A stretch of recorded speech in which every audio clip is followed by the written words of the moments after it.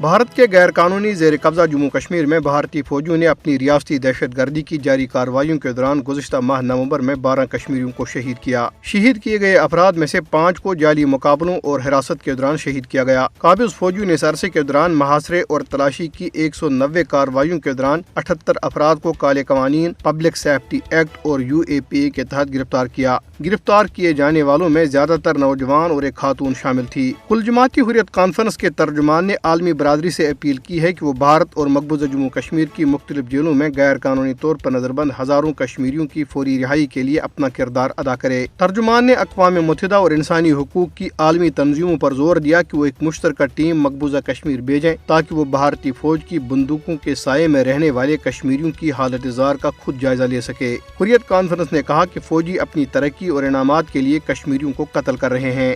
Peoples democratic party کی صدر محبوبہ مفتی نے متنازع بھارتی فلم دی کشمیر فائلز پر اسرائیلی ایوارڈ یافتہ فلم ساز نادیو لیپڈ کے تبصرے کو جائز قرار دیا ہے۔ محبوبہ مفتی نے ایک ٹویٹ میں کہا ہے کہ یہ فلم سراسر ایک پروپیگنڈا ہے جسے حکمران ہندوتوا پارٹی نے مسلمانوں بالخصوص کشمیریوں کو بدنام کرنے کے لیے فروغ دیا۔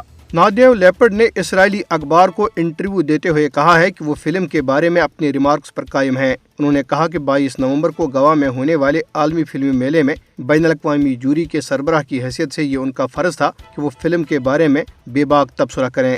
انہوں نے کہا کہ یہ فلم نہ صرف بیہودہ ہے بلکہ اس میں فسطائی رنگ بھی ہے۔ اسرائیلی فلم ساز نے مزید کہا کہ ہال میں ہزاروں افراد موجود تھے جن میں فلمی ستارے، سرکاری عہدیدار اور دیگر اہم شخصیات شامل تھی جو حکومت کی تعریف سننا چاہتی تھی، لیکن ایسے ملک میں جہاں اپنے دل کی بات یا حقیقت کا اظہار کرنے کی صلاحیت تیزی سے ختم ہوتی جا رہی ہو، کسی نے کسی کو تو بولنا ہی تھا۔ بھارتی نژاد امریکی ماڈل اپرنا سنگھ نے بھارت کے شہر وارانسی کو خوفناک ترین شہر قرار دیا ہے اور ان کے اس تبصرے کے بعد بھارتی سوشل میڈیا صارفین کی جانب سے انہیں شدید تنقید کا نشانہ بنایا جا رہا ہے۔ ماڈل اپرنا سنگھ نے ایک ٹک ٹاک ویڈیو جس کا عنوان تھا خوفناک ترین شہر وارانسی انڈیا ریکارڈ کر کے اپنے سوشل میڈیا اکاؤنٹ پر اپلوڈ کیا تھا۔